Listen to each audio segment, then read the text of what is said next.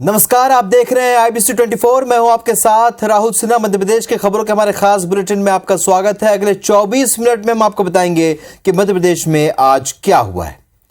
चलिए शुरू करते खबरों का सिलसिला। मध्य प्रदेश में एक बार फिर मंत्रिमंडल विस्तार की खबरें जोरों पर है।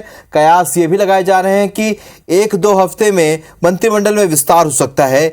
एक रिपोर्ट हम आपको दिखाते हैं।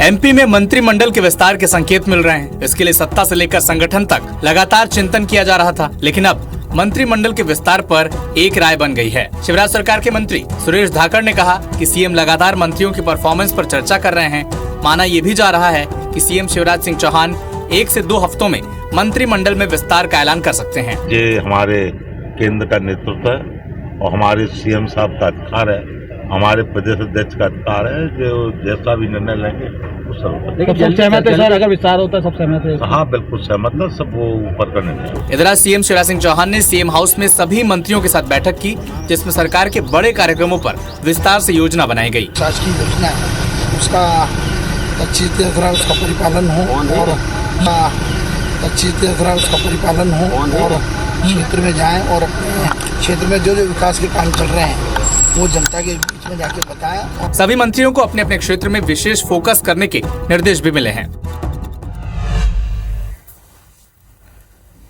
मध्य प्रदेश में कांग्रेस ने जनता तक अपनी पहुंच बनाने के लिए पोस्टर वार शुरू कर दिया है। कांग्रेस ने दावा किया है कि कमलनाथ ने जो घोषणाएं पूर्व में की थी उनको पूरा किया है।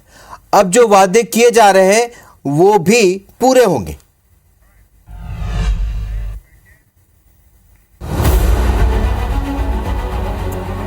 सारे सपने होंगे साकार जब प्रदेश में होगी कमलनाथ सरकार। इस स्लोगन के साथ कांग्रेस ने एमपी में चुनावी एजेंडा मैनिफेस्टो दोनों फिक्स कर दिया है। कर्ज माफी, पुरानी पेंशन, रोजगार, 500 रुपए में गैस सिलेंडर और सस्ती बिजली के अलावा कांग्रेस ने सीएम शिवराज सिंह चौहान की फ्लैगशिप लाडली बहना योजना का तोड़ भी जनता के सामने रख दिया है। सरकार बनने पर कांग्रेस ने महिलाओं को हर महीने 1,500 रुपए देने का वादा किया है। इस पोस्टर वॉर की शुरुआत चुनावी साल 2023 के आगाज के साथ ही हो गई थी, जब कांग्रेस ने नया नारा दिया था, नया साल नई सरकार।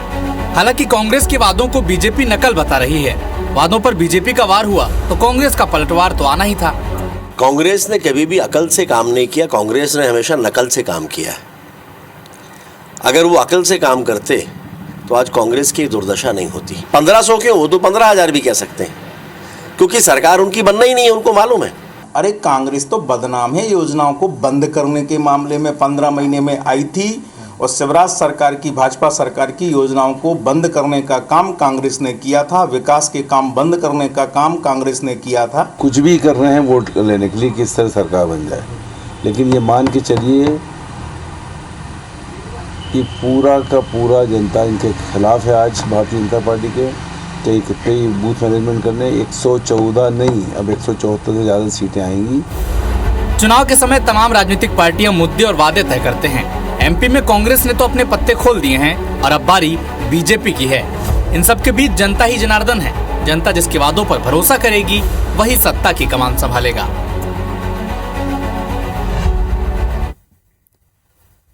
बीजेपी के विधायक नारायण त्रिपाठी की नई पार्टी के ऐलान के बाद विंध्य पर सबकी नजर है और बीजेपी जहां वेट एंड वॉच की पॉलिसी पर काम कर रही।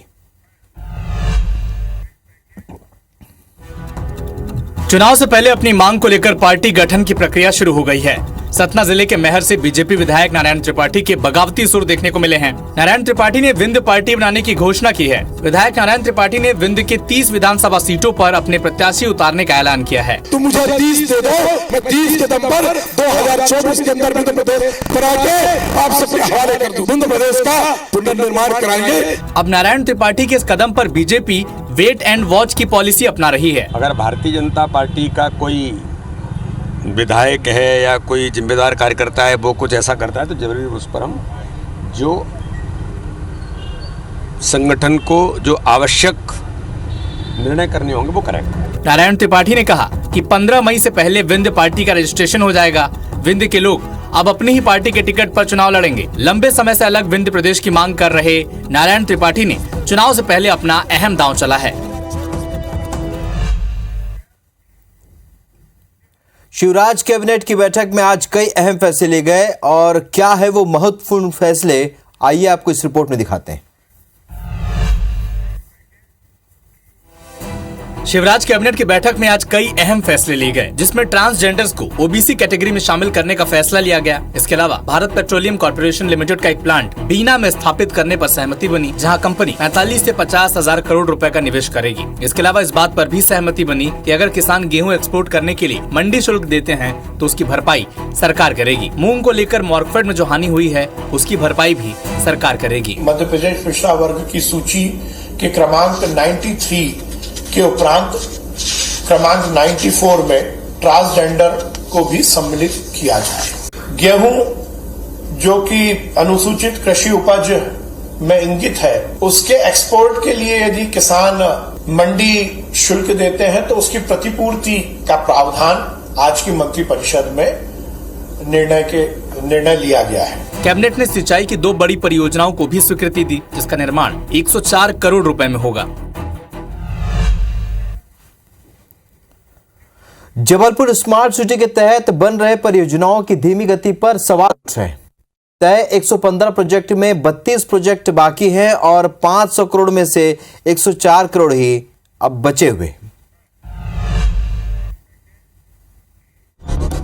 मोदी सरकार की महत्वाकांक्षी योजनाओं में से एक स्मार्ट सिटी परियोजना के तहत जबलपुर को साल 2023 तक 115 प्रोजेक्ट पूरा करने थे, लेकिन इन प्रोजेक्ट को पूरा करने की रफ्तार कितनी है, इसका अंदाजा आप इस बात से लगा सकते हैं कि इन 115 प्रोजेक्ट में से महज 83 प्रोजेक्ट ही पूरी तरह से धरातल पर उतरे हैं। बाकी 32 प्रोजेक्ट अब तक अधूरे हैं और 115 प्रोजेक्ट को पूरा करने के लिए आवंटित 500 करोड़ रुपए में से 396 करोड़ रुपए खर्च भी हो चुके हैं। यानी अब बाकी 32 परियोजनाओं के लिए केवल 104 करोड़ रुपए ही बाकी हैं और इस सभी प्रोजेक्ट की डेडलाइन जून 2023 है। स्मार्ट सिटी अंतर्गत 115 प्रोजेक्ट हमने किए हुए हैं, जिसमें से 83 प्रोजेक्ट खत्म हो चुके हैं और 32 अभी कार्यरत हैं और इनको संभवतः 30 जून 2023 तक हम इसको सारे प्रोजेक्ट मतलब कंप्लीट कर लेंगे। इन योजनाओं में multi sports complex, convention centre, non motorised track, culture street के अलावा स्टेडियम के track, smart road, sewage line, भूमिगत बिजली लाइन बिछाने, ड्रेनेज सिस्टम समेत 24 घंटे 7 दिन पानी देने की योजना भी शामिल है।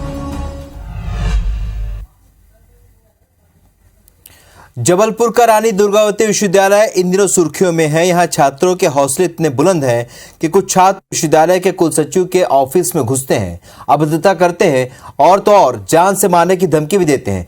वारदात से नाराज यूनिवर्सिटी के कर्मचारियों ने ऐसे छात्रों के खिलाफ अब हल्ला बोल दिया है। इस रिपोर्ट में देखिए।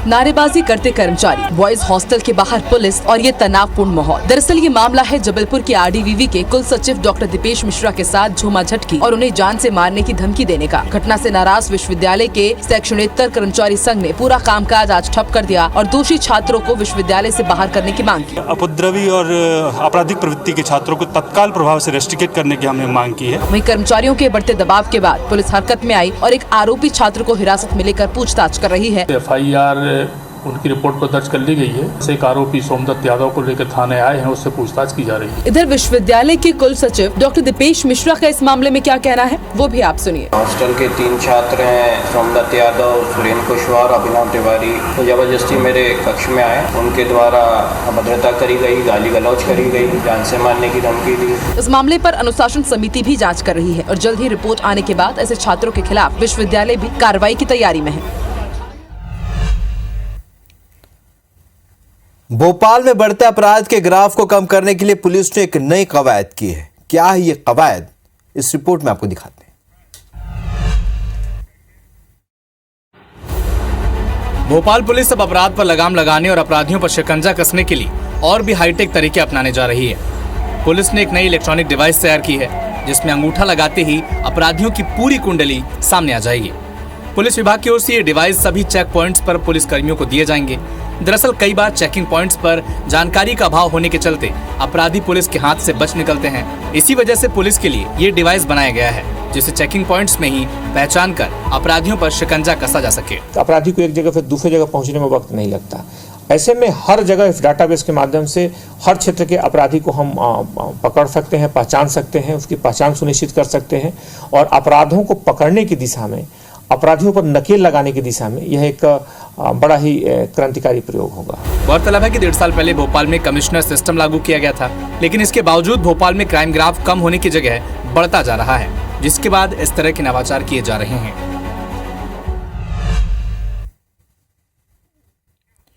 योग गुरु बाबा रामदेव भिंड में चल रहे 7 दिवसीय भागवत कथा में शामिल हुए और हिंदू राष्ट्र को लेकर कई अहम बयान दिए।